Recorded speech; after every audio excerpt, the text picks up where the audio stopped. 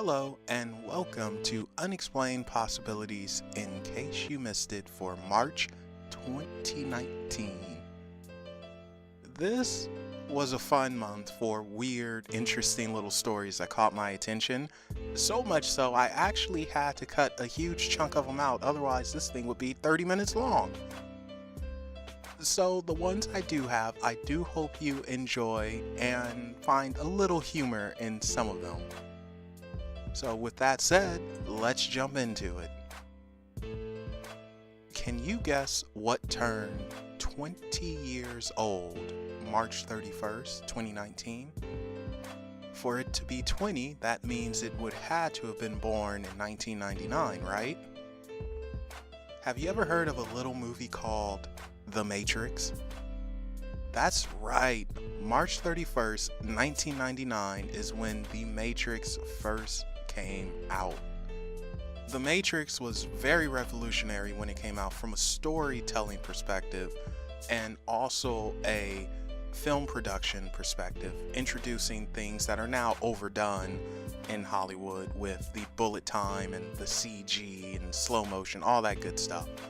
And with the story narrative, it was very strong and it got people to think and open up and examine the possibilities of what if we're in a controlled environment and not really in the reality that we think we're in. Needless to say, the two sequels to The Matrix never quite reached what The Matrix, the original movie, actually is or was. At least in my opinion, it didn't. But happy birthday to The Matrix turning 20 years old. I think for that we can all say, whoa. Alright, so this next story is pretty funny. An engineer is suing his ex-boss for £970,000. As you can guess, that's a lot of money, almost £1 million. So clearly this boss must have done something really bad for this guy to sue. David Hinks alleges that Greg Short would often lift his bum and fart towards him. Yes, lift his bum and fart towards him, which led to this lawsuit that David Hinch has filed against Greg Short, and he's suing him for repeatedly farting at him for £970,000. David Hinks is from Melbourne, Australia, and he says the abuse occurred at an engineering firm between 2008 and 2009. David would describe one incident as he would be sitting, he being David, with his face to the wall, and his boss would come in, and the room of which everyone was in was small and it had no windows. David's former boss would walk behind him, fart, and then walk away. This boss would do this 5 or 6 times a day. So, you guys ready for another lawsuit? Now, this one takes place in the lawsuit capital of the world, the good old US of A, of course. From Hazard, Kentucky, a Leslie County man said his boss told him he had to be cleansed to keep his job. Jason Fields filed a lawsuit against the Hampton Inn in Hazard and Sharon Linden, the hotel manager.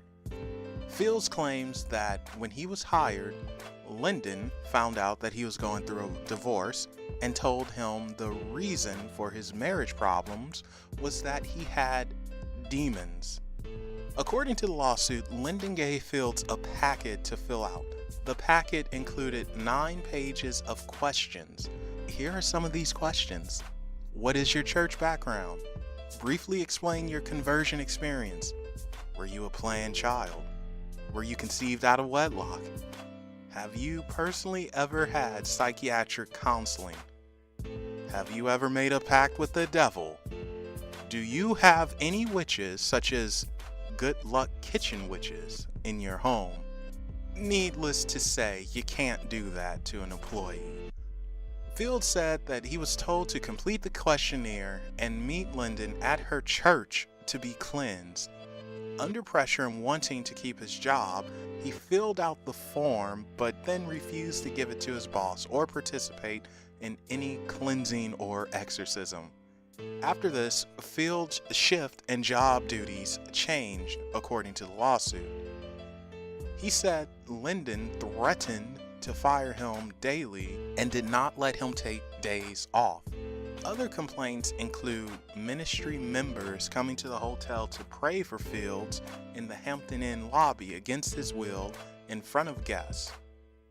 Fields ended up leaving the job, and rightfully so. Now, in this day and age, selfies are all the rage. Everyone wants a selfie. Let's get a selfie here. We gotta get a selfie. Well, March 10th, a woman learned the hard way. Don't always go for a selfie. This takes place at the Wildlife World Zoo in Arizona. A woman in her 30s climbed over a barrier at the zoo to get closer to the jaguar's enclosure so she can get a selfie with the animal. The jaguar reached out and grabbed her arm with its paw, leaving lacerations. The woman has not been publicly identified, but she was taken to the hospital with injuries that were not life-threatening. So 2 things about this. 1, that woman is stupid and she deserved it. 2, the jaguar wanted in on the picture. That's why it grabbed her, like, come on closer. Now, nothing is going to happen to the jaguar, seeing as that it was in its enclosure, its space, and the woman was the one who jumped the barrier. In the Argentinian city of Quins, the province of San Luis, eyewitnesses reported seeing some big black monkey. The police soon after began an investigation and a search for this creature. It started March 10, 2019, when the inhabitants of the rural community noticed a large black creature that moved on 2 legs as a person and was about 180 centimeters tall, or 5'9". One witness in particular said that he saw how this creature easily jumped over a high fence with barbed wire. He also added that he had seen such incredible jumps only at Olympic athletes. When these reports reached the environmental police, firstly they decided that either a gorilla or some other large monkey escaped from a private zoo that was there. But when traces of this creature were found in the same countryside, they turned out to be completely different from the footprints of a chimpanzee or a gorilla. In shape, they look like human feet, only larger in size. We don't know what it is, Marcelo Diaz, head of the Environmental Police Unit, honestly admits. We have suspicions that these are still traces of some animal. The next day, on Monday, a new message arrived when another farmer saw this black creature about 200 meters away and was surprised by his unusual gait. According to Diaz, there were no reports of missing large monkeys from private zoos, and he doubts the gorillas could have escaped from some other city and made its way to Queens without attracting attention. Diaz also excludes that this could be a circus animal. Therefore, they concluded that they're chasing Bigfoot. They especially believe this after finding traces of footprints that don't match chimps or gorillas. Sometimes people get horny. And sometimes when you get horny, you don't think straight. This is one of those times that just ended up bad for everyone. In Arizona, a 40-year-old man was heard screaming when he got his penis stuck inside of a cat's anus after allegedly trying to have sex with it. That alone tells you all you need to know.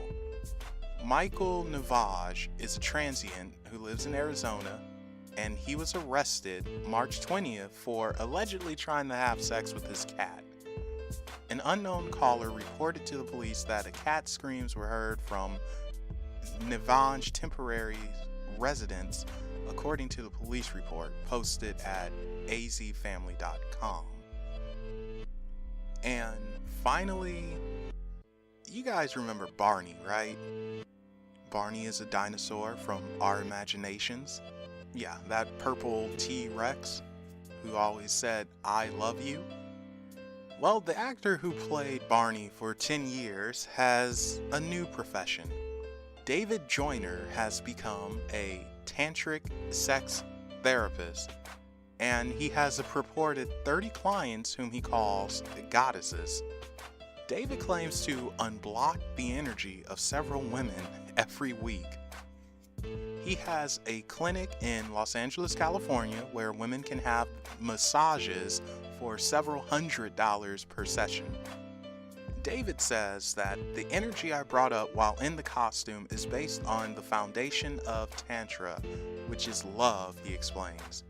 Everything stems, grows, and evolves from love. Even when you have emotionally blocked energy, the best way to remove it is with love, and then replace it with God's divine love. Love heals and allows you to continue to grow. He also says, before you taste the goddess nectar, give thanks, say grace. I would love women to understand how powerful that energy is. David offers the full sexual experience with his goddesses. He reportedly does not always use protection either when having sex with clients. To avoid solicitation charges in California, he has his clients sign a carefully written contract that requires they confirm they are not law enforcement. The first session is free, which provides consent, thereby creating a legal loophole. And that concludes Unexplained Possibilities in case you missed it for March 2019. I hope you all enjoyed, and we will be seeing you in April.